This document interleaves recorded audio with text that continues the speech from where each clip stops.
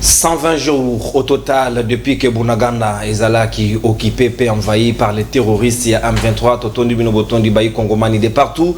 Bozali Kolanda Manaka Nabino libre débat Ambote Nabino Nyonso surtout ba Kongomani ba Kolanda Biso Nanzela ya YouTube na pesi Bino Longonia Pembote Belé tozali toujours ensemble pour nous servir Mboka moto na moto na oyo étalier na ba responsabilité na ye akoki kotala oyo akoki kopesa pona mboka biso to kosala par na biso na breaking news ya tongwa lelo nouveau comité de direction nationale déjà mokolo ya lobby na chaîne nationale RTNC bordonnance ya sika ezala ki lu pe tingi pululu akomi DGA Yasnel Pendeko Fabrice Lusangi nde azali DG Yasnel to souhaiter bango futur mandat to kota la sika makambo lotili ko ya délestage avec les technocrates ceux qui va retrouver biso solution to pété sinon te to ko évaluer bango déjà 3 mois après ceux qui va sali mala monter et sengeli ko sanctionner bango pe kota la bango avec un œil plus regardant et plus attentif maman ni kambo to ko beta di solo lelo na libre débat etali situation ya insécurité na SA République démocratique du Congo lelo plus de 21 jours déjà depuis que force régionale il y a EAC Zali déjà installé dans la partie orientale il y a RDC. Est-ce que tu coquilles déjà que tu n'as aucune opération d'envergure et ça les met déjà aucune lelo? Est-ce que bayeka canalogique na bango ya zone tampon baye le rôle matanga bavandi na bango totika bango na kimia ou bien et sengeli ba kota en action pour nous accompagner ba FRDC à trouver solution pour récupérer Bunagana parce que 120 jours c'est beaucoup. Il faut à tout prix qu'on récupère yango. Est-ce qu'il faut encore qu'on compte sur bango ou bien peut-être qu'on analyse yango na bayi kongomani ko yebanati na nini na ngongo alelo s'il faut le pousser davantage pour que ba agir sinon te tina opération na ezalité ya continuité na bango na mabele ya République démocratique du Congo na ngambo ya union sacrée tozali na mwana mboka Gaston Piana moko ya bayi communicateur ya ACP ya Gentil Bilamba trésorier de la ville province de Kinshasa.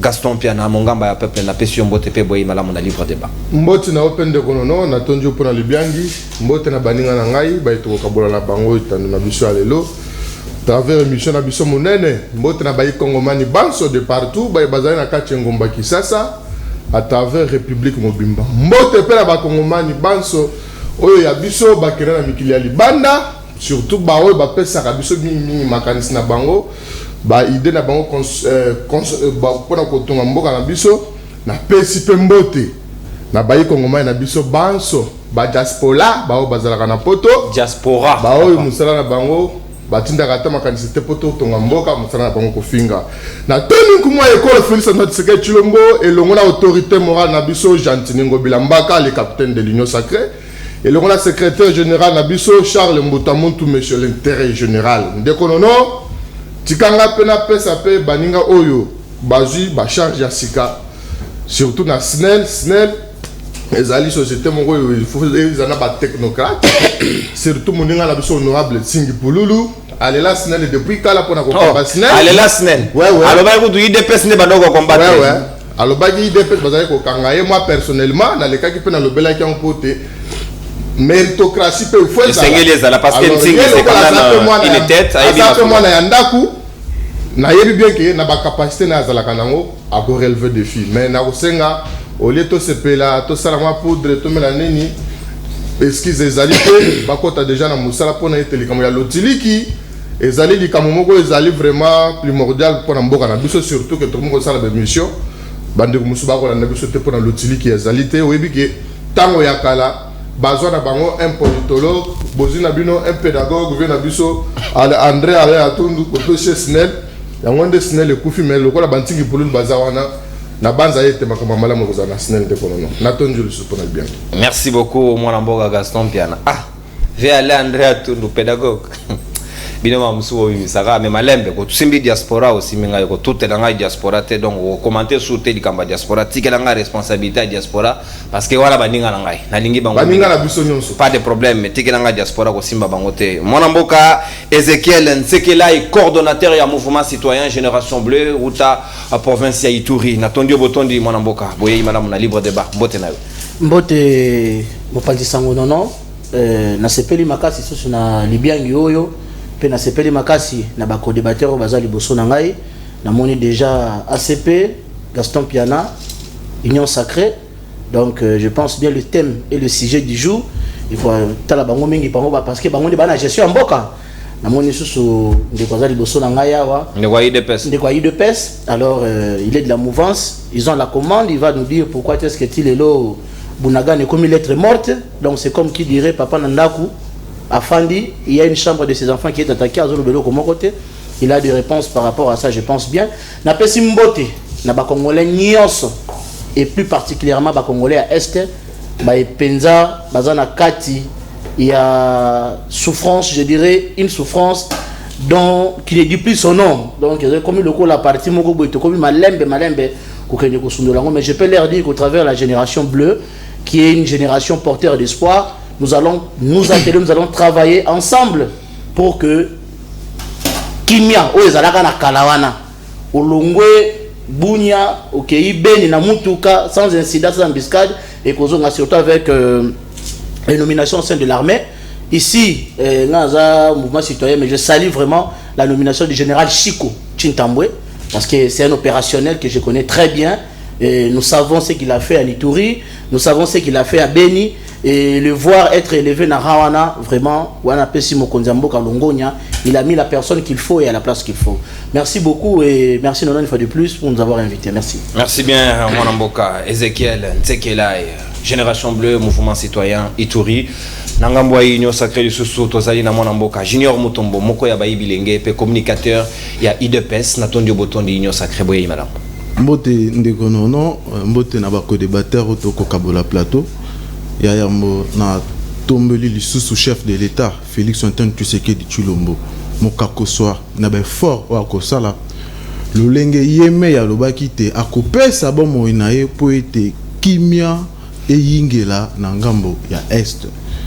Toyebi biso nyonso tu mokolo na mokolo ako aménager ba effort esengeli po ete bandeko na biso ya Ituri ndenge coordonnateur ya Génération Bleue à lobby kimia eyingela lokolo ezalaka kala batu bakolunga Bunia Ituri Beni elelo na be fort ya président Félix Tshisekedi banzele ko salema e na rasire ndeko te kimia eko yingela na mikolo mizali ko ya po wana ezali défi na ye e ami bale na ko senga na bandeko na biso ba parti politique oyo bazalaka na ba parti malette balegaka na ba etando ike sans ko aménager ko redynamiser ba parti politique na bango et biso na IDPS tozali ko bunga mapona maponami ya 2023 po maponami ezali secrétaire général Augustin Kabuya azali ko milengele po eta kita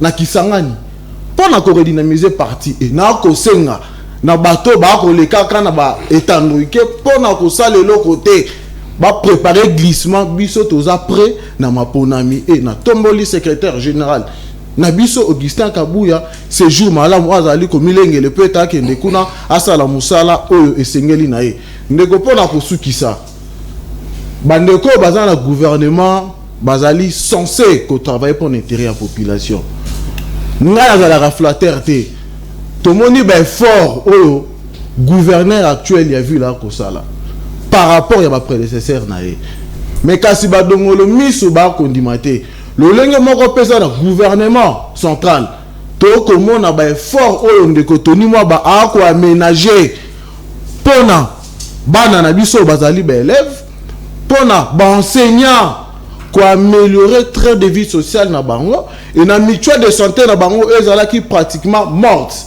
et lelo ya ye a sécurité yango abikisi yango balakisi ba kozwa ba soin bobolongo bani na corporation na bango wana mutuelle de santé et na yango o azali reconnaissant à reconnaître que l'air pas azala ki na gouvernement ba respecta ki Mibeko wana te ezali na constitution article 40 sur la gratuité de commande le bazala ki na cabinet l'excellence Tony Moba pona ko remercier ye ko encourager lisusu akoba ko sala musala azali ko sala pona intérêt ya mboka mobimba et ezali moko ya maloba o biso toko sali dans la campagne 2023 o ezali gratuité et enseignement donc merci. Le meilleur des warriors o biso tozali ko estimer de kotoni moi ba akoba ko sala musala pour un intérêt. Merci. Une minute ya biscuit débordé de 30 secondes à récupérer yango na ngongezali Holanda parce que c'est un ko respecter ngonga malamu. Merci mon Mboka Junior Mutombo, procureur pour le peuple, l'homme qui voit au-delà de l'Himalaya, qui dit les choses et les choses s'accomplissent. Azali Nanzela, papeda kombo mutio, watala kwende nzela ya obabo bulafu. Ah oui, comme ça, le temps à rejoindre Bissot dans 5 minutes. Bissot a démarré déjà l'hostilité. Nico Fall, il fait peur ou quoi? On a rappelé le principe, il y a carton jaune, carton rouge. Ce qui aux yeux jaune comme avertissement. Et nous que na minute ezali koya que ezali na premier tour de table yo okamata maloba yo avec réduction de 2 minutes sur na 5 minutes au lobaka misato 2 ezali réduit parce que vous allez avertir na carton jaune sur aux yeux rouge au bimi penza mo bimba au vandina kuna aux élibiso kotala biso kwa na TV bon ndezalaka siko c'est question d'ordre pour que ceux qui moninga koloba oyo kaye batu bana posa ya mingi ya makanisi et non batak personnel tozali na posa na ngo ceux qui mokete parce que moi batension mati mikolo ndure bentéré comme menacé toko comprendre tenatina nini sika toko fungola mama alika mona biso ya libre débat tongo le Gaston pena na kofungola manaka yango na yo est-ce que est-il normal to senga lisungi ya force régionale ya EAC lingombo biso to koti le tozali partie prenante du moment où bah y est déjà 21 jours déjà consommés mais sans aucune opération d'envergure menée sur le terrain et ça en zone tampo ba na bango kimia mayange toza na matanga te pourquoi ils sont là ndekonono abanza ete makambo to ko bila na tongo lelo et ali makambo moko ya mutu ya mingi oyo ngana bengaka ce sont des questions très très sensibles pour na mboka na biso lelo Bunagana yali occupé 120 jours 120 jours mais ezali chambre ya Félix ou bien le pan wa Félix nous allons occupé c'est-à-dire ba congolais non en général tous allez toucher frapper ne lokwana et congolais nyonso un bon congolais azali ko désirer que ba imampinga na biso bazongi c'est la biso Bunagana ba benga na banyangala katawan mais malheureusement comme on a benga yango comme nous assistons à une classe politique non classable comme on a bateau non Félix Bunagana donc bah comme si Bunagana na bango moi nous a terminé oh Bunagana na ngai eza wapi Bunagana non maintenant c'est quoi le problème de ko non le président de la République elle a joué beaucoup de choses à lobby azali prêt ya ko percevoir même bon moïna c'est-à-dire na vie à mutolo ko ezala moteur ko le bon moya mutualité wana ndezola qui sa volonté ferme à président de la République pour la que kimia et ingela la kacha mboka mobimba et tant lobby avant ya ça amiyo kakeno comme vraiment mokonza mboka oyo il faut kimia et zala partout force régionale oui et ça pour un mécanisme président de la République a salibé fornaye a sangisi bateau pour la koluka kimia maintenant d'où se pose le problème na la ndeka kana etando yike na yo awa bande musuba balobi no Félix akosi bayi kongomani akosi bayi kongomani ndenge nini ayebisi biso ke force régionale bakolekela par Bunagana mais balekeli par Bunagana te balekeli côté mususu ndena ko espande ko na ndeko na ngai est-ce que nous sommes sérieux de nous-mêmes donc vous savez que le président de la République ayebisa bino ke batwala bakoza donc bakolekela place telle parce que le lenge biso moto la ndeki discours ya président de la République na bato M23P balandek pe discours ya président de la République et si c'était réellement que force régionale et c'est là bas que la par Bunagana mais ça dit M23 bazo déjà ba disposition non le kola bato na koleke lawa biso pe to sala boy ne on a ko ça bon boy et le bel président né en général Kenya a déclaré qu'habito il na biso zone tampon to les kapuna to les papiers ça change rien et le bel président de la République ezalaki ils ont fait partie de ma stratégie parce que le président de la République a kokaki jamais quoi il sabino qui est ba il m'a pinga ba koleke la boy donc et on est ko kokata débattre pour moi na muso ba komi le récupérateur politique non Félix akosa kibiso que bato ba koleka na Bunagana ba lekela ki Bunagana denengeni président de la République et le quoi le baki ils ont fait partie de ma stratégie mais sur 21 jours après de Konanga Igas c'est quand même suffisant pour que ba n'importe que pour la planification basali 21 jours ndeko non il faut toye baki et le réseau la sécurité Batouana bayi M23 bayali basite. Bayali mibali. Omoni mi binabiso ya ba Monisco. Balobi bazali na armée ezali sophistiquée, donc armée moderne. Donc bango bakokoka M23 te. Mais force régionale baye. Bakuta ina baye FRDC. Bautu ko sala ba mise en place na armée na biso. Mais bato il faut pas vendre oui. Ba arrêter ba stratégie et le ngona mampinga na biso. Pour ba mona iloko nini ya ko sala. Ce que moi je peux faire ezali c'est na baye Congomani. Ba renouveler confiance na bango à travers chef de l'état le lenge basala ka yango mikolo miso. Parce que le chef de l'État a allé déterminer Pekimia et Koingela. Na moi pas de mos ba non zone tampon ça que batouana baye ba vandi na bango ba vandi kuna bunaga le tika le occupé. Non, c'est faux. Merci. Mais comment beaucoup vous attendre que général mutoye la mission ya kobundisa bato allez à la télévision on ko bisabino que na kobundisa bato mukolo tel RTL place tel non. C'était conceivable de qu'on automatiquement impossible. Donc toi quand c'est pas que makambo to sala makambo ya armée et ali politique té. Ezali a politique makambo ya armée ezali kota la biso nyonso et makambo ya armée dans d'autres pays. Jamais tu vas voir notre non ndengeza boye mampinga bakokota bakomba non. Merci. Parce que tu sais bien que avec technologie il y a les émission na banguna na biso pe bakola na biso. Donc c'est automatiquement impossible de battre base la guerre. Force régionale, bisa bango mukolo oyo, bakobana ko sala opération na bango. Merci. Mais j'ose croire que bazana cahier de charge na bango et cahier de charge on est très bien respecté. Le quoi to ko sala ba mise en place na armée na biso monine de konanga Ezekiel autu ko loba batwala bazui armée na biso bazali batmo ya makasi musalo basala na mboko toyebi yango bakosala na bande kwana biso nyonso tozali pour que mboka na biso makiteni moko za l'occuper biso nyonso nous sommes d'accord que mboka na biso bunagana ezonga la biso ndeko et le président de la République na gouvernement na ye. Merci Gaston Piana, merci ko sala be forma kasi na mikolo mikoya makamwana ekosila. Merci bien Nami Kolomikoya makamwana ekosila ezali optique pe perspective ya mwana mboka Gaston Piana Sikawa ndeko Ezekiel. Est-il normal total aboué? Peut-être que la raison Gaston a avancé que sûrement il a retardé l'opération, c'est parce qu'il y a eu des mises en place au sein de l'armée, il y a FRDC. Peut-être que Sengeli Kozelana non moi ngonga mususu au-delà de 21 jours tozela isusu. Pourtant Bunaga na 120 jours sous occupation à Mongona. Mon pas non merci pour Motuna. Gaston Piana transpiré pour ne rien dire. Oh, mais clim ezali. Au Monique a transpiré malgré climatisé pour ne rien dire. Wana il faut comprendre que les esprits de Kimbangu ne sont pas avec lui parce que va comprendre que Biloko Azolo Bawana eza makambo a lokuta. Donc il ne sait pas quoi répondre. La question est claire. Oyo Pozaki. Mais Gaston a mis sur la nomination. Oh non, Moni va faire sa planter. Na fungola moi parenthèse moko amuke Gaston. Il clane à Betty à Simbi Pont. Il y a Crimée.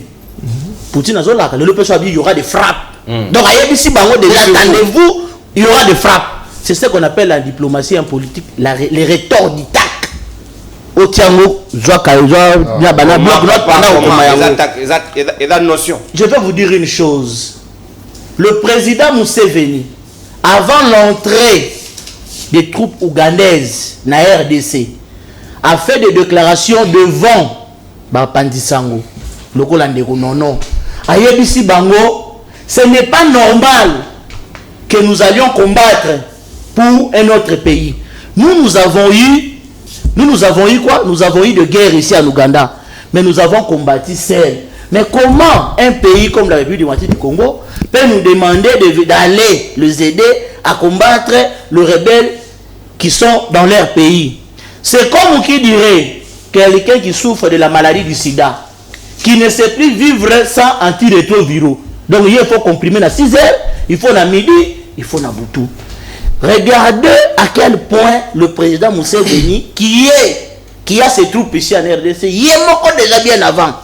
Il a souligné pour dire ce genre d'intervention fragilise la sécurité interne. Le général kenyan arrive c'était pour traquer, il fait la déclaration. Les zones tampons. Nous ne sommes pas venus pour traquer le M23, nous sommes venus créer une zone tampon. Je pense que Ndego Gaston Pianana de Konanga Liboso, nous sommes des intellectuels. Une zone tampon, c'est une zone neutre. C'est pour dire que le M23 vont rester place au bazar à Bunagana wana. FRD Satika Lipaza et Bango troupe Yayase Bavaï na Katikati wana. Donc c'est une balkanisation officieuse déjà. Donc nous sommes en train de vivre actuellement en République démocratique du Congo. Plus fort encore, le colonel et le général Abed Ikaïndo de l'UPDF fait la déclaration suivante. Si les contingents kenyans de EAC en mission en RDC tentent d'attaquer les positions actuelles de M23, les forces ougandaises de UPDF présentes en RDC vont s'imposer pour neutraliser toute attaque contre le M23, car notre option reste une résolution diplomatique. Non. Comment papa? Général Abel Kaïndo de UPDF. Il a fait cette déclaration. Le général ougandais. Donc si les troupes Kenya déjà attaquer le M23, les troupes ougandaises présentes en RDC, Bazana Boga, information, renseignement, oui, information. Elle est sur Twitter partout. Les troupes ougandaises, Bazana Ituri, plus précisément Naboga, ils sont à Tchabi, ils sont à Malibongo. Bon, il y a pas place Bazana. Donc, Bafandi déjà. Donc, Yomoko Ozomona, combien de fois il y a inaction de la part de notre gouvernement. Il y a inaction. Le même M23 ici, le colonel, le Barango Libosoa, Mamadou Moustapha Ndala, le colonel d'heureuse mémoire, les a combattus avec le même arme l'embargo n'a pas commencé aujourd'hui. Donc le embargo est un prétexte. Oui, le embargo est un prétexte. L'embargo n'a pas commencé aujourd'hui. À l'époque de Mamadou, on n'avait pas fait recours à la force étrangère. Non, Mamadou les a déboutés à Bimissi, Bango, Bakenda, Bango. Et le nom qui va être récupéré dans son entièreté. Posons-nous la question, par où ils sont entrés? Parce que toutes les frontières de notre pays sont sécurisées par le militaire. Nous avons un service de renseignement. Mais par quelle magie le président de la République, moi je pense, avec la situation actuelle où les Kanabunagana, nous n'avons pas à négocier un général Abel Kaïndo et UPDF. Leur option reste une résolution diplomatique. On ne négocie pas. Merci. Merci Ezekiel. Na kozongela yo tout à l'heure. Junior Mutombo na ko kamatayo. Oyoki moninga nenga bimisi belema. Détail wana échappa kinga mena mona ki ngo de passage. Est-ce que est-il normal? Ce qui est dans le cambo en négociation. Alors pourquoi avoir fait recours? Il y a force roya et comme ma dépense de trop. Pourtant on pouvait aller par la voie des négociations. Ça c'est l'Ouganda qui nous avertit. Comment procéder comme ça? Merci Ndeko Nono. Ben, je crois que l'air to yé kosolo la matali sécurité en boka na biso. Il faut tout le monde mentionner bas sentiment, il y a bas mouvement na biso to kambaka, tout y a bas parti politique na biso. Mais matali sécurité, ce sont des questions technico-stratégiques. Moi, je me pose des questions ici. Est-ce que FRDC na biso, ba armée auto sali ba les gens peut être kimia et ingela na est? Ba sengeli pe kolekaka tongo midi pourquoi na ba etandoike pour être basa la biso rapport to peut être ba le barana biso situation le lenge kani eza ko évoluer. Là je me pose des questions. Il faut tout le monde la sentiment ndenge ndeko buti ko pesa exemple ah ndenge ba bombardaki hier il kana bombarder le lor ici à lobby mais ndeko na ngai pour ani mo mboka na yo o tetango na ba na légèreté de l'Ingwana. Contexte, na réalité, il y a Ukraine, il y a Russie, c'est différent dans Bisso. C'est différent. Bisso problème toza na yango na mboka na Bisso. Nous sommes convoitisés et pas ya batu même oyo to ko sangana na bango. Sur le plan diplomatique, tous on a choisi pour l'organisation tout régionale, sous-régionale, et c'est tous ensemble. toza na bamboka oyo ekangami po ete toza biso nyonso na Afrique toza na baéchange commerciaux eza na bato balungwaka Goma bake Rwanda na makolo c'est ça okoki koloba na émotion to na sentiment te lokola koto a bombardé biso pe to bombardé mais non outi koloba lisusu biso raison na biso ekomi po toza na embargo eza prétexte selon ye voilà na tikele yango mais baye oyo to bengi basali plus de 15 ans po ete ba porter main forte na armée na biso balobi te difficulté baza na yango banguna le M23 baza na mando qui sophistiqué koleka même bango bache biso te. Et nous avons fait combien de années oyo totikala kosomba mando kité. Donc si je comprends bien ndeko aza na posa bandeko na biso bazali na Bunaganda o baza na Beni na Ituri bakufa. Donc voilà oyo biso tozali ko emprunter ya diplomatie agissante, je précise ici, agissante. Voilà. Bandeko balingi ya ngote. Na fumali lisusu parenthèse. Ndeko na ngai alobi ben fort oyo colonel Mamadou Ndasala apé mana kimia. Avec la même armée, la 2013. Voilà, abengani bango nyonso.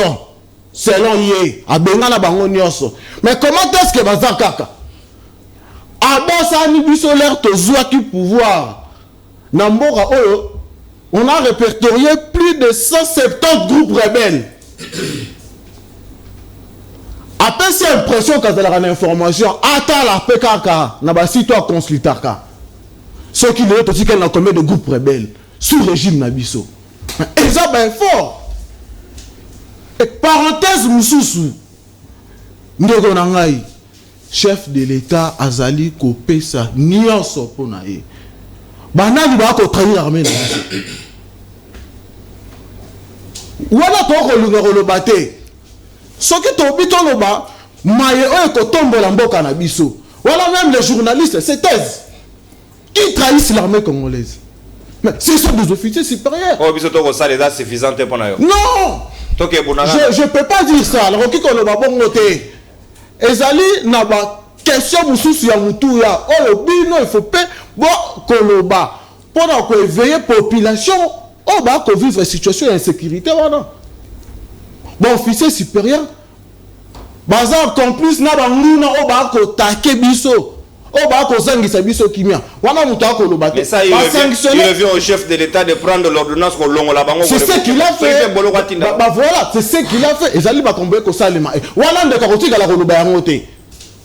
Quand il y a haute trahison chez nos compatriotes, wana ezali likamba congolais te ya kota la kaka oh Félix Fifala kasala. Et ezali ko sala yango, il a sanctionné bazana makala et a remplacé. Mais ndeko Moutuya makasi oyo tourné awa ezali na 21 jours. Très bien. Après, aucune opération d'envergure. Voilà. Siko la mutuna wana, moi je me pose aussi des questions avant na yanula. To ça l'évaluation, to ça la constat na 21 jours. Bato toyaki basunga biso basali eloko te. Bavandi na bango. Voilà. Situation il y a est particulièrement to koloba ya Bunaganda et sali 120 jours. Lelo. Et puis bon occupé yango. Situation à est mais insécurité et ça li ba ane et belé biso tout oyebi. Et lelo bato to sengi ba prêter biso main forte, ba sali 20 jours 21 jours to ko senga bango ba éradiquer et kimé son ngamba moko. Mais non. Non, to sengi bango ba poser ba action, ba poser ba jalon. Voilà. J'en reviens. 30 secondes. Ba outil ko changer ba officier supérieur na biso, chef d'état-major. Et tu es chéri. Basengeli ko vanda ko chama kanisi ensemble na ba stratégie ya sika. Général Mbala zala ki vanda le comme Christian Chiwewe. Aye na ba stratégie na ye. Oyo basengeli remise de repousse derrière eza jebi. Oyo asengeli ko ya na ba donne ya sika, ba stratégie ya sika pour être et voilà na ko senga na l'état congolais. Aba ki c'est la bango lisusu ba moyen pour être situation na est to longa yango et si là na kosila ndenge ndeko alinga kosa ba kolanda biso ke situation à est c'est si là ezongi non situation à est etikala kosila te. Merci. Mais il y avait un moment où nos soldats ndeti colonel Mamadou Ndala jean lycée Baouma basala qui preuve na général Mbunza Mabe ba pe mana kimia basala qui preuve ya ko contrôler est wana peut tozo ki ba témoignage que kimia ehingela merci ici là qui merci mon amboka junior Mutombo ta d'antenne consommée ba meka ba kokate modi mona wangeza pété tozala wana pona ko pesa bino toujours plaisir na libre débat na annonça qui tout à l'heure que tozana procureur après le peuple Nico Falmbika ou tu ko rejoindre biso mon amboka na tondio botondi pe boyi malamu na libre débat. Merci beaucoup estimé Nono la PSP bande qu'on a biso tona na plateau. Bien que Rita Zali, mais c'est ses excuses, mais n'a pas eu qu'on s'en passe na rappel nationalité, peuple Oyangaï et Baké, le lot Tikaï n'a 417 jours pour n'a pas mandat ici là. 417 jours. Une année, 2 mois, n'a 19 jours d'éthique. Pour l'année de rappel national, n'a pas eu Kamamoka, Ochana Motuke et Zamanda, carrière. Missolboni aussi bobo meli seni quel que soit bureau il y a vous allez kana posa ya miso buluka misolo po na pesa na seni élection et ça les manats de lei constitutionnel na ba open na posa kota masolo buluka misolo bo futa ba témoin pour témoin azala bureau de vote nyonso seul témoin né akoki communément PV église catholique T centre à caractère pété. Seul témoin. Qui peut aligner le témoin? Seul le candidat indépendant. Bah, parti politique, n'a pas argument politique. Bosson, bah, sur ce smartphone, à quoi ça avait servi? À bon entendeur, toi, Alipé, na 79 jours, Banda Bakanga, prisonnier politique, Jimmy Kitenge, na prison, il y a Selembao. Tout le lobby, 79 jours. Prisonnier politique, il y a Félix Tshisekedi. Il y a régime. Procès à la KT, 79 jours. Un dossier avec prévenu, 79 jours. Alors, Ernakoti Naoki Makamboya, insécurité. Très bien. 21 jours après, aucune opération d'envergure et Salemi n'a force à EAC. Alors, bah, Elinine, Tomitou n'a pas Moutouna. Je commence par présenter mes sincères félicitations au brave Volodymyr Zelensky, Mobali. Na Félix Tshisekedi. J'ai dit, je commence par présenter mes sincères félicitations au l'homme de mon école qui tient les coups, qui ne recule pas, qui ne mâche pas les mots, qui n'est pas hypocrite, qui n'est pas traître, qui pointe du doigt Poutine lorsqu'il s'agit de le pointer, qui attaque sans recul. Oh, il mabina te. Oh, moi était na Boutou, na moi c'est Zelensky et na moi c'est Poutine. Oh, moi na Boutou te, na moi c'est moi c'est Zelensky, moi na moi c'est Poutine. Oh, moi na Boutou te. Félicitations Zelensky. Alors, na makambo est na sina lobango, parfois je suis même gêné, je risque de verser encore dans le Reddit. Situation de l'Est, c'est belé. Il y a traîtrise, il y a complicité, il y a li. Na chef ya Kinshasa. On a un niveau politique. Un niveau politique. Bobi makambo render, ni tété, remous social. Mais Kigali aurait déjà le contrôle de l'aéroport de Goma. Bobi makambo cité moderne. Où il fallait que Kigali atonga la Congolais. Mais les Congolais, quel est l'intérêt car le Rwanda pour aller kotonga la Congolais bandako? Ngamu Diadine du peuple, procureur général Nabino, Naïb Sabino, régime, il y a rassemblement, il y a Maïgod Naram, Bala Kisabino, contrat, ou signé na Kigali, ou signé na Kampala, ou signé na Bujumbura. Mibe Kwamboke lobby, malheureusement, Mibe côté. Mibe Kwamboke lobby, quand on signe les accords, il faut publier dans le journal officiel. Journal officiel, importance n'a pas éliminé. Une fois qu'un contrat et un accord, une loi est publiée dans le journal officiel, elle est supposée mutu nyonso ayebi yango ozo na kanuchin ozo na libende ozo na ndunda butedi ozo na chimshil ozo na popo kabaka ozo na kitoi ozo na ndunda butedi ozo na jokopunda. C'est supposé que oyebi yango et c'est opposable à tous. Donc tout le rassemblement na baigod Bataillon sacré. Pour nani bali kobo ya publier yango tilelo na journal officiel. Yango neza à la base en sécurité de ba indice il y a complicité. Ce sont les indices. Il y a complicité. Et je reviens sur ça, vous ne tirez pas attention. Est-ce que avez-vous déjà senti dans le chef de dirigeants de Kinshasa, vous sentez que non, un pays est agressé? Et je leur mets en défi. Je leur pose la question. Pourquoi Zelensky pour doiter Poutine à Machakamote? Je ne dis pas Russie. Zelensky, combien de fois a-t-il cité nommément Poutine? Et pour Nani na Congo, ce sont des cas similaires. Il y a agression, s'il y en a. Moi, je suis en diplomatie comparée. Je suis en politique comparée. Je dis ceci, si Kinshasa était innocent, pourquoi est-il incapable? Pourquoi a-t-il honte de citer les noms de Paul Kagame comme agresseur? Que le nôtre va Sangaïan. De deux. 1 minute. En diplomatie toujours, parce que pour la première fois, vous savez, diplomatie, j'entends ici diplomatie, pour la première fois, roi de Belgique, moins de 24 heures, 120 jours, Bounanga n'a Kei. Le jour pour jour. 120 jours, Bounanga n'a Kei. Moins de 24 heures, après qu'il y a roi de Belgique.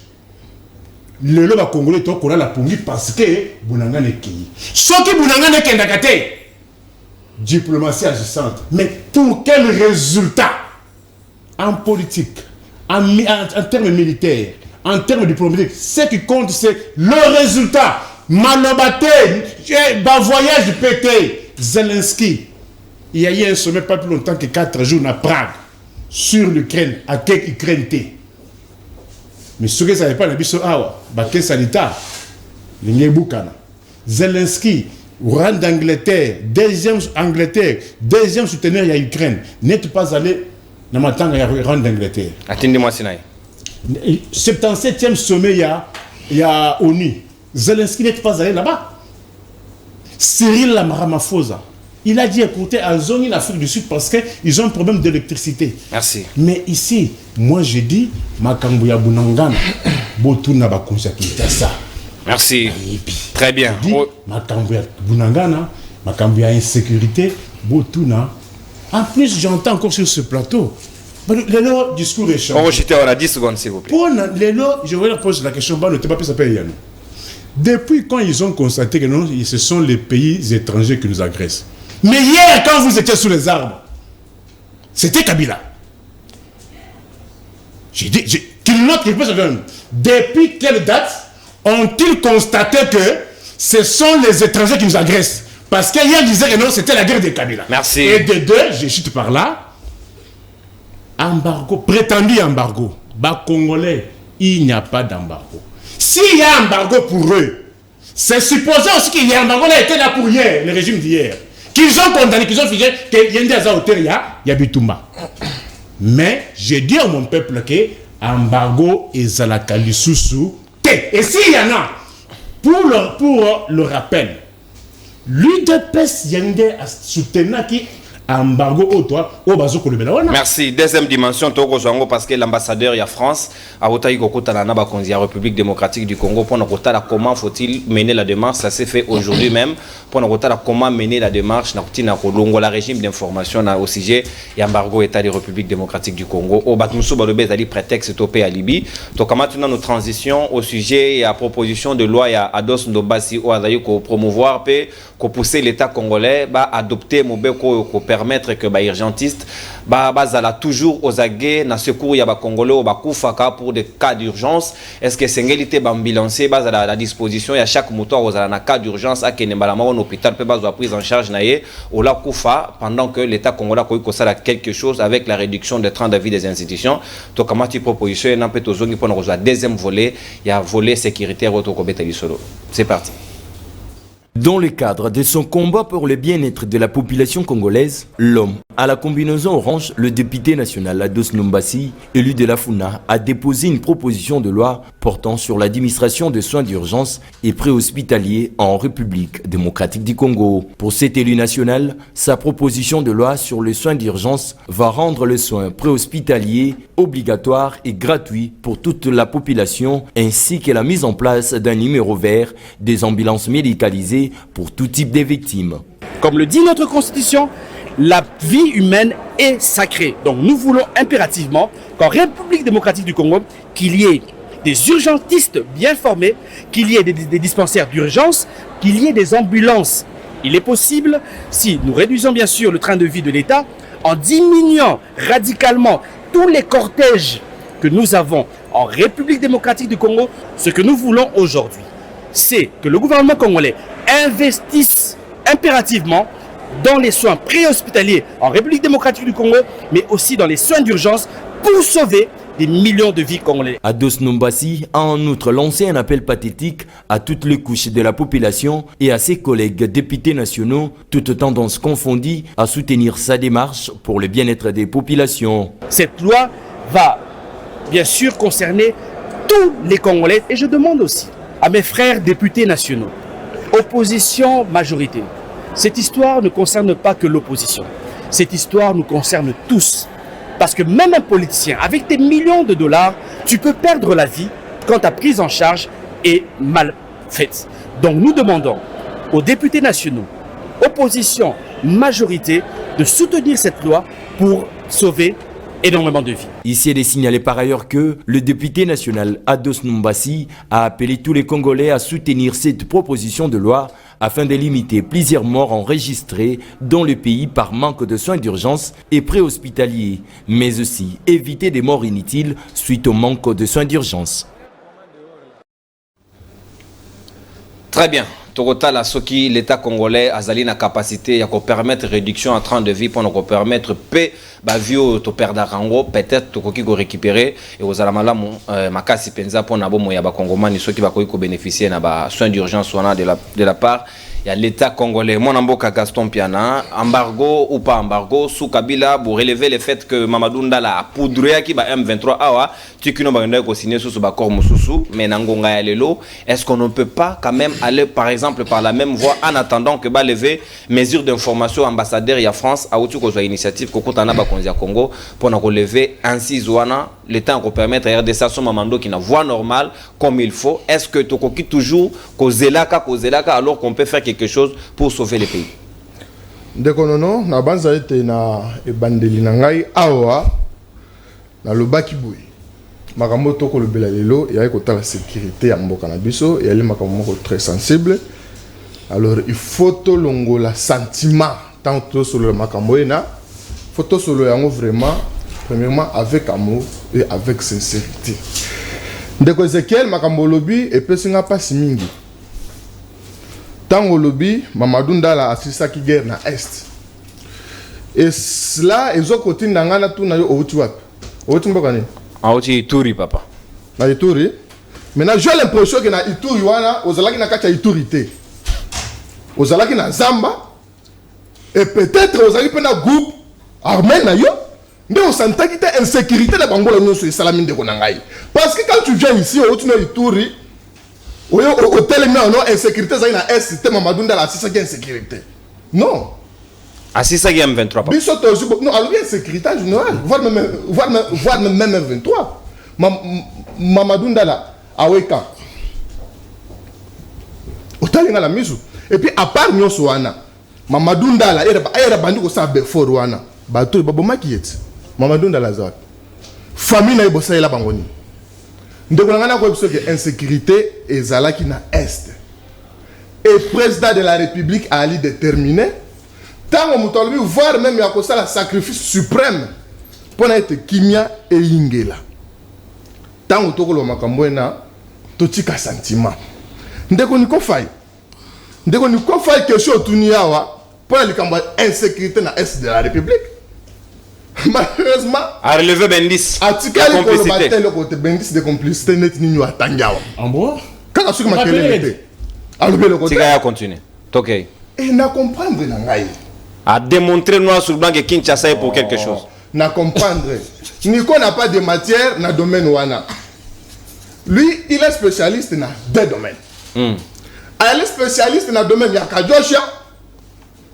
Deuxièmement, elle est spécialiste dans le domaine de la capotologie. C'est capotologue. Ce que ça qui pas capote mbelaya ozotombola ngozola kisana esengo nyoso là. Domaine ngwana. Mais quand il s'agit de la sécurité en boka na biso, aya Zelensky oye, Zelensky mwana malamu, Zelensky mobali, siko moi sinde na taranga, moi sinde na. Ah c'était peu moi si. Yondo yebit. C'est pas possible. Yondo yebit. Naebisako. Tolérance de quoi? Quand tu parlais, je te calme. Tu m'as posé la question. Non, c'est moi qui pose. Ce n'est pas moi qui pose des questions, monsieur. Ok, mon ambo. Ndeko nanga non. Nico Faye. alobi no ndenge nini Zelensky azotanga Poutine, mais comment Kinshasa bazotanga Kagame? Ah, Félix atanga Rwanda agresseur. Est-ce que atana IL Kawana ba biso te que no Kagame azali président ya Rwanda? Et tant bazotanga Rwanda qui engage les Rwanda. Na IL Kawana donc ba biso te makamwana. Donc toi tu fais que batanga Rwanda te mais batanga que Kagame azo agressé la République démocratique du Congo. Est-ce que ça a des sens, mon cher ami? Ça change quoi? Kagame a un individu. Lelo Kagame a koyi kolongo. Mais ceux qui ont besoin de Kagame ne mutozo sala banyamu nyamwana. Tôt ou tard, Barwande ba kofuta mabe basala ba Congolais. Mais Kagame a un individu, il va passer, monsieur Faye. Mais les Rwandais qui engagent Kagame, tant que c'est Rwanda, Rwanda ou bien Kagame. Alors, pourquoi nous ne pouvons pas faire avec nos moyens de bord, avec des stratégies au Kabila Saga dans nos preuves, pendant aussi de sa insécurité sur mais Kabila n'a jamais posé la preuve. S'il vous plaît, M23. Parce que l'oko wana ba sili saka ngosu Kabila yo comme un parti politique. Est-ce qu'on ne peut pas aller par de mêmes méthodes pour aussi ça? C'est ça même maintenant. Kabila, ba preuve selon de konono. Selon la fait, papa, selon la rebelle, à côté on a armé na biso, Azuba rebelle, à comme si on ministre, preuve selon yo, yangwana. Là je suis dessus, et c'est ça même. Parce que Banyangala Katolta au Kabila Azubango, base pas camarade naït. Azubango à côté on a mampinga na biso. Azubango à comme si on parti politique. Bakoni ko collaborer na biso. Est-ce que Nazamba kuna? Basilaki? Merci Gaston. Basilaki ta? 30 secondes. Na moni de kunanga Nico Faye. Azali ko pesa impression que régime nabiso tozo gérer mabe to ali ko nyoko la population non de ko ngai mboko bango babomaki mboka de ko no tozo mboko ya li chantier de ko nanga uti ko lobawa mais tant tout que na likamwa bia tant ozo ba moi j'aime ko procéder à un domaine évaluatif et puis domaine par domaine to évaluer nini to kutaki nini to salaki ba groupes armés wana to kutaki yango combien et les autres allez yango combien. Merci Gaston. C'est ça ouais.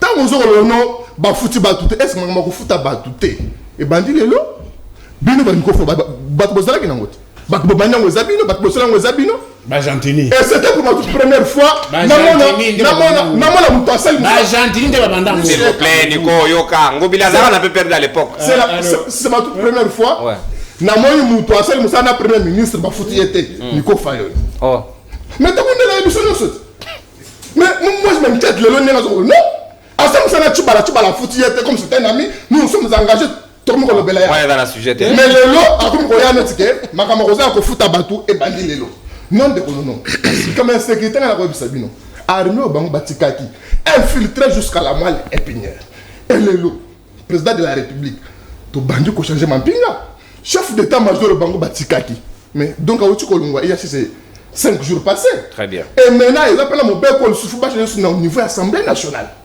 Nous allons le faire, Merci Gaston. Sécurité, merci nous portons ça au cœur. Merci. Président de la République, Azali, déterminé. Et puis, nous avons la sécurité. Makambo surtout ça dans 3 ans, na obino aussi na 18 ans et ali butu pe moi. Merci Gaston. Nous avons un bilan très élogieux monsieur. Merci mon amboka Gaston Piana, très bien ta d'antenne consommée.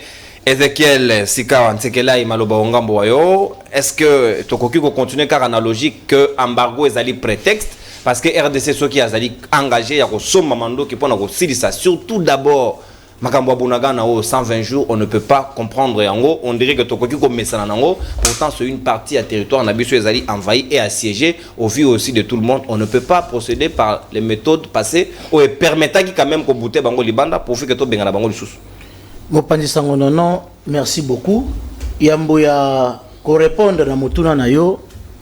Je pense bien que Gaston Piana na ndeko Junior Mutombo il faut balekana recyclage. Oh, solo. En ce qui concerne les situations sécuritaires de notre pays.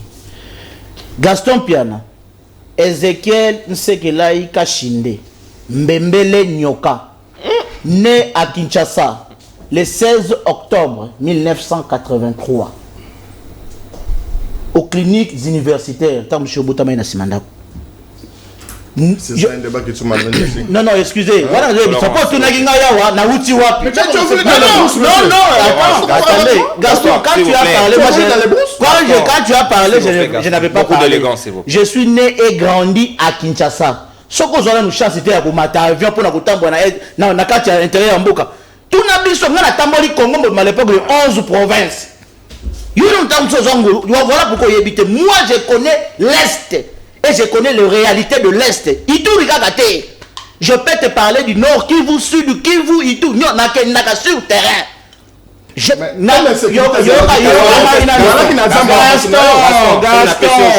Moi j'aime le Congo plus que yo.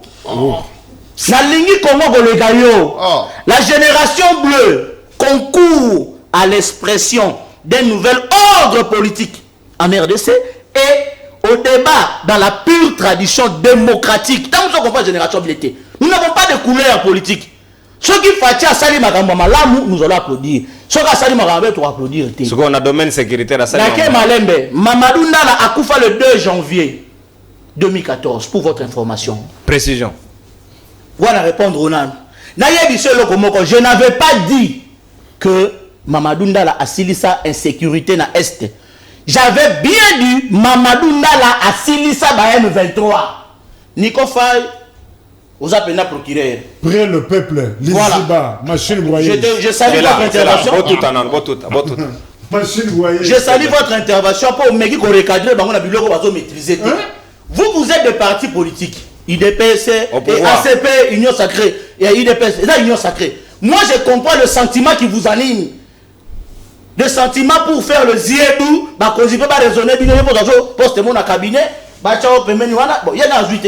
Moi, je vous avais dit sur ce plateau, voilà, je vous avais dit sur ce plateau, que moi, je n'ai pas d'ambition politique. Ni professeur, ni. Moi, j'aime le Congo. Quand on a le soldat du peuple, notre monao. Mais il y a Martin Faouté. Hein? Donc, on a un synonyme, mais je suis de la génération bleue. Alors, le M23. De l'embargo, on a au sujet M23. Embargo est un prétexte. Mon panier, ça, non. Est un prétexte. Quand embargo, tu as un époque à Kabila, tu as un embargo. Le même arme que nos FRDC utilisent aujourd'hui, un officier congolais arrêté, il est maintenant aux arrêts. Ils ont même été piégés. Bangonde Badaga na Bouraga na opération Balobi, Bakata qui bango ravitaillement en termes de munitions. Est-ce que Boendorolong est tout bangonde? Non. Mamadou Ndala, tant que Pesaka M23 ultimatum, Babima bango moko sogite, a vidé bango mabe. Tu sais ce qu'il avait fait à l'époque? Ayakana basoda nyos na terrain il y a football juste derrière shop à monnaie RTL na Goma wana. Il a appelé la population biso ba otokindaki wana junior aide makamwana te na Gaston ba bien monté. Il nous a demandé de prier pour les militaires et tout celui qui avait 100 francs 2000 francs on avait contribué. Les militaires sont partis au front à pied. Oui, les militaires sont partis au front à pied, moral jusqu'au zénith. whisky na maboko donc nyonso si on la chimbo on la banga filmer ozomona détermination. Voilà. L'armée, Détermination. L'armée, c'est la motivation. Quand nous avons, nous comprenons Gaston Hôtel, Mamadou a fini le M23. L'embargo que vous voyez. Parce que là, tu n'as pas encore dit S'il vous plaît, quelque chose. s'il vous plaît. Non, l'embargo, c'est un prétexte, comme je le disais bientôt ici, dans les Mopani Samonono. Ouais. Et ça prétexte. 21 jours, force EAC inactif. 1 minute 30. Inactif. Nous sommes en train de vouloir le départ de la MONUSCO pour l'inaction. Vous nous amenez pour signer un contrat pour nous de habiter. Ni pas le bien. Le contrat, les accords, quand c'est signé, il faut publier les journaux officiels. Il faut rendre ça public. La constitution a été rendue publique. Nous connaissons les tests. Nous connaissons les tests et règlements qui régissent les RDC. Naïe ceux qui n'ont fini chef de l'État, et ça, outrage. Donc, n'est pas pour la finir, mais n'a mon condamné. Papa et Congolais, ce que nous sommes. Batuloko là, Gaston, Junior, Bango Baosa la classe, les corbeaux et les renards. Tout flatteur vieux au départ de celui qui l'écoute. Donc, en Zawana, les autres simbaté béton. À la mouille, comme ça, on va me l'étiter béton. Donc, Batika Oyembe, la impayé. C'est que nous voulons que le M, nous voulons que le Bunagana, Gaston, et ça Bunagana Bunagana. Non, écoute-moi d'abord, ça la calme, il faut qu'on y reproche. Bunagana et Zala entre nos mains. Il n'y aura jamais une RDC sans Bunagana. Mais déjà, nous avons une RDC avec Bunagana envahi. Vous sentez même dans le fief, comme vous l'avez dit tout à l'heure, Nico, dans le fief de ceux qui nous dirigent. Donc c'est comme si tout va bien.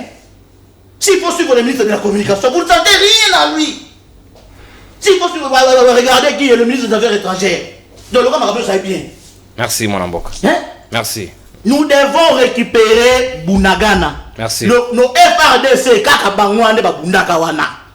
Pourquoi faire appel à des forces étrangères? Et là, on dit l'armée ougandaise, l'armée ougandaise n'est pas si forte que les FRDC. Pas même le Kenya. Ils ont laissé leur pays pour venir faire la guerre chez nous. Général Kenya Robi, va attaquer. Général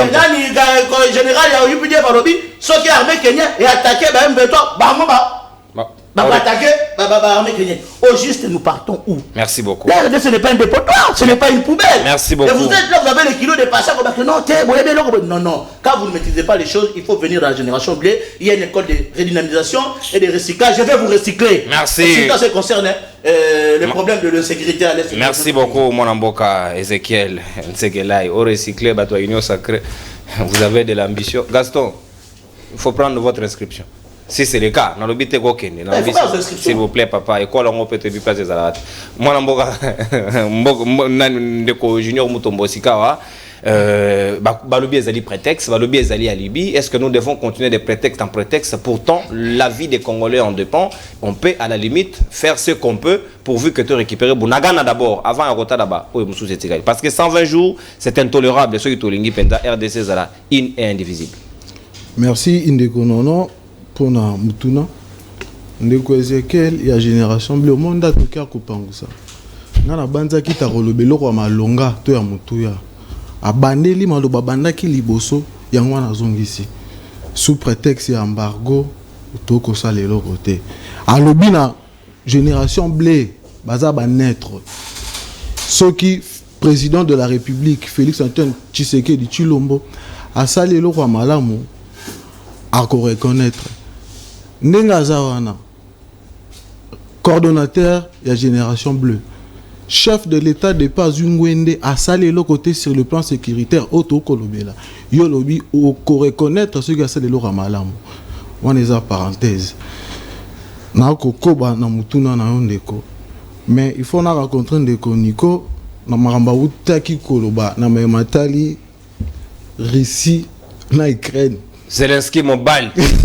Il y a un spécialiste en diplomatie comparé au éloge à l'IGA commis ça. Et c'est un lieu mis ça éloge.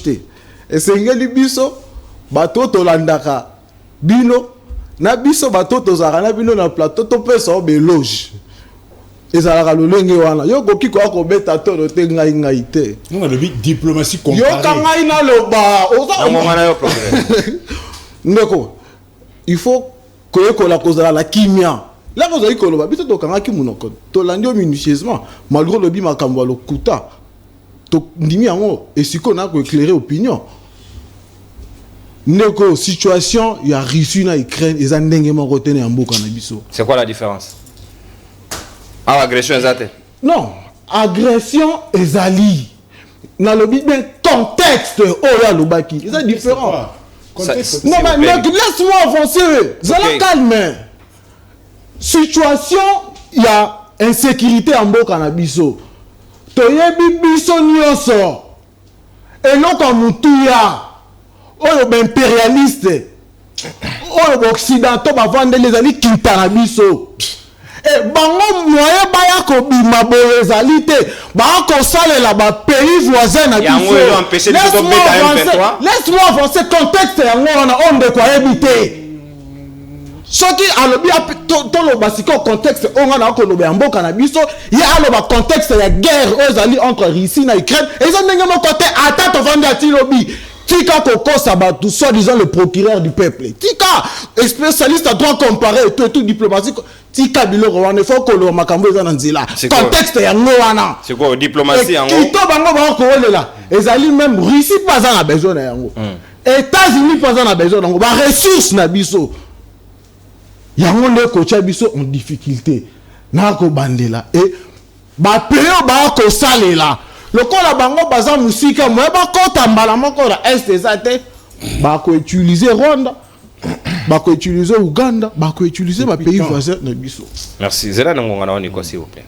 Ndeko sikawa makambo ya oba obezali prétexte au sujet ya embargo ya RDC. Non mais wana etalo be bango ndeko asali na Chibala politique nini oye conseiller ya Chibala na biso zaki na matière nini Chibala comme premier ministre a tchaki pour la situation sécuritaire na biso pas une mission organiser l'élection voilà pour le gouvernement mobimba cause aka na mission moko andimi batuna est bakufa mais c'est quoi ça gestion ni mboka donc Chibala batu bakufa na est na ba Nico kashi chef na papa na bango Kabila babetela maboko babetela ti lelo po kendaka na nini na mondeke kuna ti lelo komela champagne ndiko na ngai batu bakufa etali bango te batu balala nzala etali bango te lokola ele koma ko chaque jour ko talisa biso ekola fu fe mati lokola bango bakitisa ki yango etali bango te bango mission na bango zala ki kaka ko organiser ba élection mais non soyons sérieux. Merci Junior. Lelo ndiko na ngai situation ya est toko lobelango chaque jour na ba etando ikie ezali po ba effort iza ko salema ezali po ba effort chef de l'état alobi ala pinda ya mais FRDC ba matisi komi a mesure ya ko permettre bango soldats nyonso afuta mandenge longo bani non mais ndeko na ngai yo lobi ba soda le meilleur ba matisi te mais ba sa ba soda ba kufa na front ba matisi li bango le meilleur wana ko lobela te toko kende malembe ndeko na ngai ndeko uti ko lobango wa ndeko na ngai tozumboka oyo epave to na refondation à l'état na ba secteur nyonso ndeko yeba tengi na yelka le kani bato balegaka classe kuna. Merci Junior. Mais l'élan Félix Tshisekedi Tshilombo lobi na makamba ba syllabiste o tshebo pandi et ça pour intérêt ndeko. Merci beaucoup. Malgré la pratique wana ezali na ba dongolo miso ba ko linga e ko bate bango bazala ki wana na Tshibala gratuité ezala ki na constitution nzako zala silisa awa biso to respecter la constitution te ndenga uti ko bato yebi yango te biso to tche gratuité ezali na article 49 ya 43 ya constitution et l'élan ezala ki bloqué. Et ben fort que ça la malade de Cotonou ba poète ba na batango fait. Merci Junior. Même a bénéfice ba cambia ba école privée poète ba na nyonso tout ba. Merci Junior Mutombo. Très bien, merci Junior Mutombo. Procureur auprès le peuple na 5 minutes na yo, 3 minutes au lobeli makambo etali embargo, puis les 2 autres minutes na suka exposition on est dans la rubrique spéciale pour na libre débat à mardi, exposition pour na baï public ba kozela yango. Est-ce que est-il normal de continuer toujours pour brandir embargo pourtant population ezali na Bunagana ba oser la solution. Mes questions demeurent sans réponse. À répondre, ba rencontrer. À quelle date il y a eu embargo? Et lorsque hier, Babana Kolobakeno et Zabitumba Kabila, sous Kabila, il n'y avait pas le prétendu embargo. À quelle date ils ont constaté qu'il y a l'embargo? À quelle date précise? Je dis bien, à quelle date ils se sont rendus compte qu'il y a eu embargo? Parce que hier, ils disaient que non, c'était la guerre des Kabila. Est-ce qu'ils peuvent me répondre? À quelle date? Toi avancer. Non, il ne faut pas toujours qu'il y ait des paroles contre paroles. Non, là, ça ne servirait à rien. Ça ne servirait à rien. C'est au public de constater. Ok, paie sa matière. À quelle date ils se sont rendus compte que non, c'est un complot étranger? À quelle date? Dans la multinationale, la Kati. À quelle date ils ont constaté cela? Mais néanmoins, ils sont les premiers à incriminer les autres pour les mêmes faits. Mais pour les mêmes faits, ils ne connaissent pas. Mais quand même, ils dansent nuit et jour. Ils dansent nuit et jour. Pour l'année, n'a pas fait. Kopo Masanga. La Marbella. Leur spécialité. Je vous ai posé la question. J'ai pas des indices. Il n'avait même pas compris que c'est l'indice. Il n'avait pas compris que je n'ai rien dit. Il y a complicité. Je le répète, l'indice. Je vous pose la question. As-tu déjà vu moi si à Zelensky, moi si à Poutine? Yo so mono Poutine na Zelensky babila bamela masanga pendant la guerre. Bako yamba bako sala na bakolade. Je pose des questions. Voici les indices. Peut-être vous ne comprenez pas la portée du journal officiel. Allez demander à Ngobila qui était dans les 18 ans. Il est content. Bien que tu es là, mais tu es impayé. 15 mois. Il est là impayé. Je plaide pour lui. Oh, donc il va attaquer le procureur à Rolobela. Il ne comprend pas la portée du journal officiel. Les Mobutis ne connaissent pas la portée du journal officiel. C'est comme ça qu'ils ont désacralisé toutes les institutions. Bakouri a invalidé député national. Comme ils n'ont pas la culture de texte. Comme ici, l'Assemblée nationale, comme le comité central, il y a un PR. On peut invalider un député national. Mandat, vous connaissez la portée du mandat électif. On a invadé Marie Mouchobe Koyo. Pourquoi c'est une raison? Mon troisième autorisation et Assemblée nationale. Baga coopérer. Assemblée nationale, Azali Kofuta Mbongo Wana. Pour nation médicale, il y a député national. Azali Pen attestation médicale. Mais parce que invalidé. C'est quelle république ça? C'est Bamoutiste. Moi, je suis Zaïrois congolais. Je connais l'état dans lequel les Zaïrs, le Moutis, avant d'être chez nous ont laissé. Bamoutis, c'est une banque commerciale. Quel est ce Zaïrois qui avait confiance à la banque?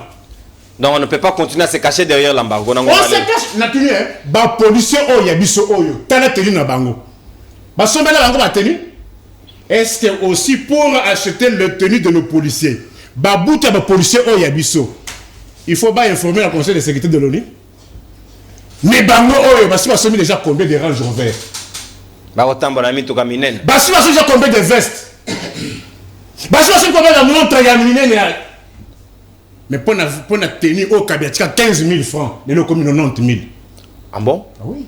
Tenue à policier combien 90 000. Babongi Siline. Exposition. Bouti à policier combien 50 000. Babongi Siline. Dans 20 ans, beaucoup de gens sont congolais dans la station d'essence.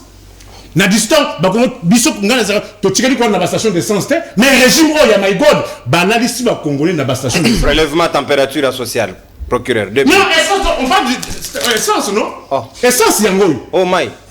Essence to my. Essence dans les 18 ans, to banda so makaka essence moins $1 américain. Sur les lots essence c'est combien à 2700 francs congolais. Apparemment situation où c'est réglé karaté. Attention, Baki Fuka. Bakuti zéro dette, Kabila Fitra a 14 milliards au Bazouaka. Batiki zéro dette sur le plan international. Les lots communes à 8 milliards il y a Nyongo. Bafuku Fitra Mbongo Wana, tu peux Fitra Kate. Kabila Tiki essence au 1450. Les litres. Litres. Les lots 1 litre commune à 2700 francs congolais. Au-delà $1, plus ou moins 1,3, $1,4 américains. Pourquoi peut-ce que Congolais explication? on a pétrolier. Maintenant, ils veulent donner l'impression que non, il y a une faveur, il y a sa subvention comme carburant. C'est une situation que vous avez trouvée. Les gouvernements avaient toujours subventionné. Ce n'est pas une innovation qui va dans Fouka Oyo. Ni une batité. Papa. Même les cas sur Oyo, tous avons 50 francs. Ah, les cas se battent. Nanga Djadja. Oh, il y a Bakoko, Bukoko. Il y a un peu où tu Ukraine. T'as le cas sur 200 francs congolais. Et où tu payes Ukraine. Et comme le roi Moukoubi, Boumatsolo. Et où tu payes Ukraine. Nanga Djadja. Il y a 200 francs congolais. Mais Ngada Diogo Matatin, oh, il y a un peu où tu Ukraine. Et où tu as ma belle Bakoko. Bobongi Sinine. Baye Bakouti na université. Bah étudiant frais académique 250 000. Le frais académique est commis plus de 600 000. Babongi Sinine. Merci procureur. Déjà. Plan monsieur Tigali. Non. Et avant il y a qu'on fonde la monoko, il faut qu'on tente toujours tous à wap to kende wapi. So Ngada dia baba ya wana ntamba. Bah pas sa explication il y a un litre essence. Merci procureur. Merci procureur. Ils ont dit moins d'un dollar. Merci, on consomme 5 minutes là, on consomme 5 minutes là. Gaston. Voilà ni. Bon ngisini.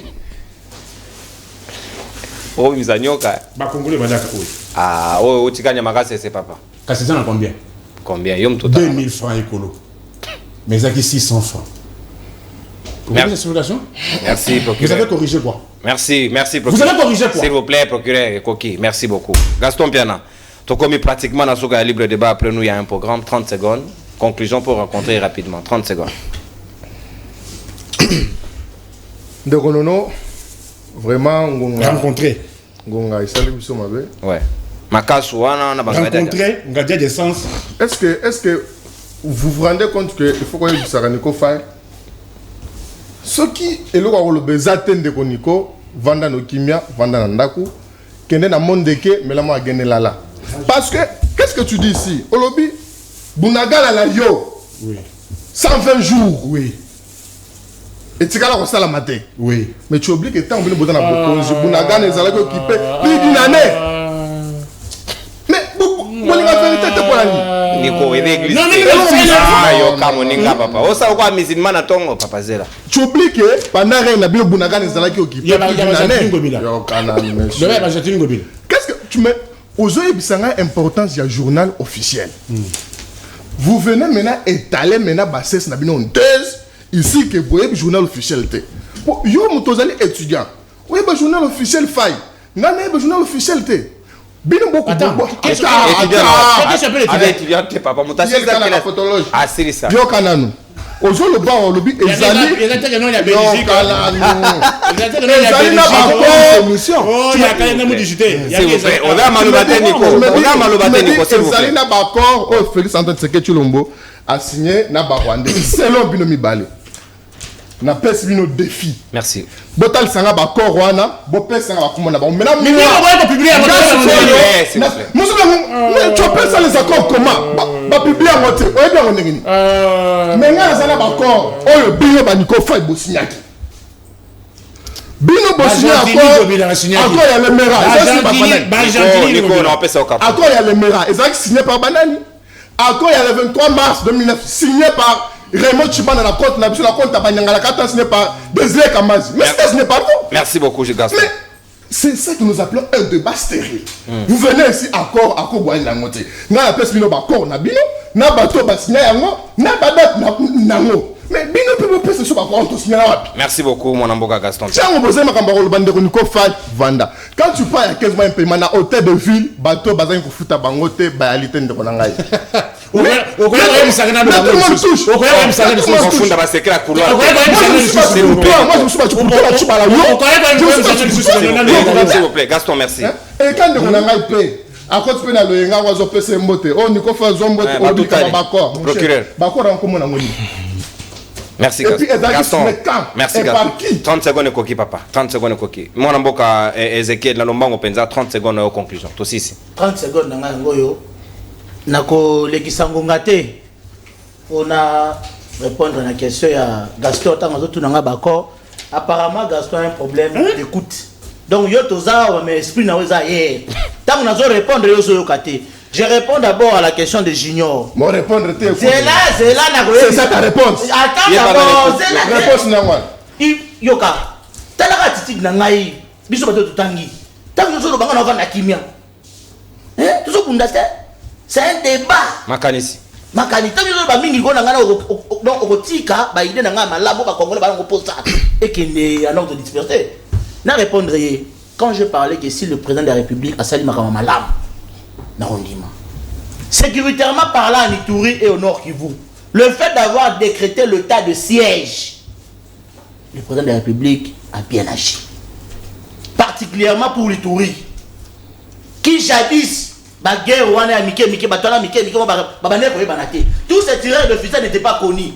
Mais comme on a à la tête de cette province un militaire qui est tellement bien assis et expérimenté au travers le Boya Kachama, nous avons maintenant connu que Moutuboye n'est Mokonzi Abatuboye. Et voilà pourquoi ce Motali en Ituri là-bas, ils ont réclamé là, oh non, fais état de siège. Merci. Parce que, excusez-moi, on va chiter 30 secondes. 30 secondes dans Yango. Voilà moins d'état que non, je reconnu Makamamala au président Sali. Il fallait un loba. Toké Malembe. Non. Ukraine, Russie, Ukraine. Dernier mot. RDC Rwanda. Pour tu parles du complot international. Hein? Aujourd'hui, il complot. L'Ukraine fait une guerre par procuration contre la Russie. Et c'est la même chose, non? Le Rwanda nous fait une guerre par procuration. Donc c'est le même contexte.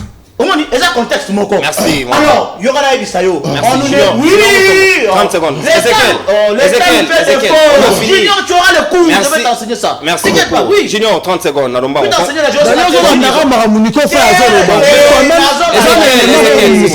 Ezekiel, s'il vous plaît. Ezekiel, merci, s'il vous plaît. Junior, concluez. Junior, 30 secondes, papa. On a fini. Restez dans le débat. Le président lui-même a déclaré qu'il y a un complot. Ezekiel, on peut se au carton jaune, s'il vous plaît. Negolangai. Nasuka na seki pour la comprendre que ndeko génération blé a kolanda maindiko fai alobi ya libunga ya ndimi akota na libunga wana. Emoko na retenir na ye yango wana. Et le nom akobeta tolo. Génération blé to yebinde boyaka. Balusha, ba filimbi toza ba naître toza ba indépendant to yebinde bo bandaka. Yozo natelu boyan kachama le professionnel. S'il vous plaît, Gaston. Non, dans clôturer la maï, to yebinde boyaka. S'il vous plaît. Non, Ezekiel Ozama Loba. Tala mutatanga, uti koloba bato batala lokola bango so baninga bazolo barakimia. Yo siko mutotanga tozo ba yo ziwa lobandeni. Tu t'es contredit. Merci Junior. 30 secondes Nayo. Non, bah attends. Mais tu n'as rien dit. Tu n'as rien dit. Mais je peux le relater parce que on n'a rien dit. On n'a plus de temps.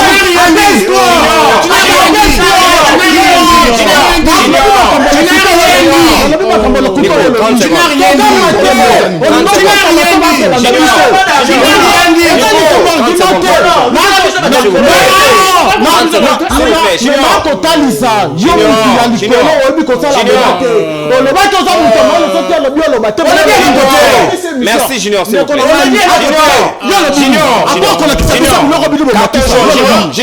Junior. Et ça, c'est N'arrêtez aux paroles. Je vous ai retiré la parole. Carton jaune. Je vous ai retiré la parole, s'il vous plaît. Nico, 30 secondes. Il ne faut pas déranger l'émission. Oui. Quand on est dans un débat, quelqu'un qui revient sur un fait, c'est-à-dire, un laboratoire na bango wana, lui qui est en train de attaquer Bimisa. Ngana tanga na Belgique. Oh, nana tanga na Belgique. Yo yebi mutatanga na Belgique. Ngana tanga na Congo, Kinshasa. J'ai le diplôme, il y a le Bosso. Licence, il y a Bosso. Oh, on peut Oliat. Là, vous pouvez vérifier. Distinction, ça. Là, vous pouvez vérifier. Zélat. Papé Sinan. Lisez à haute voix. Tu es revenu plusieurs fois. Attestation de réussite. Yaye. Et là. Nous avons perdu de temps. Université de Kinshasa. Oh, il y a le Bosso, papa. Et là, il y a le quartier. Nico. Certifié conforme. Certifié conforme. Ouais. Lis à haute voix. Non, qu'il lise à haute voix. Non, tu sais, je vais lui croire. Qu'il lise à haute voix. Parce que quand vous...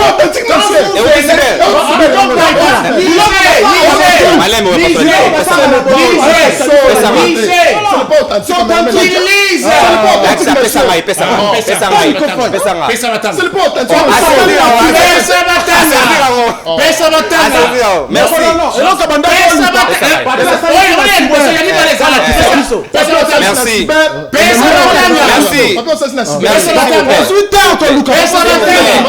Merci Réal, merci s'il vous plaît. Depuis le temps, désolé.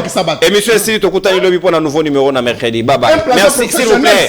Merci, joyeux anniversaire, s'il vous plaît. Joyeux anniversaire na Cordo Silvano, on fête anniversaire na Yemokolo Alelo, Cordo, il y a 513 télévision, topé sur Mbote Cordo Silvano, Mbote na Yope, anniversaire malamu na yo. Bye bye, Tokutani Lobby mercredi na nouveau numéro. Ciao. Saluez-vous. Merci.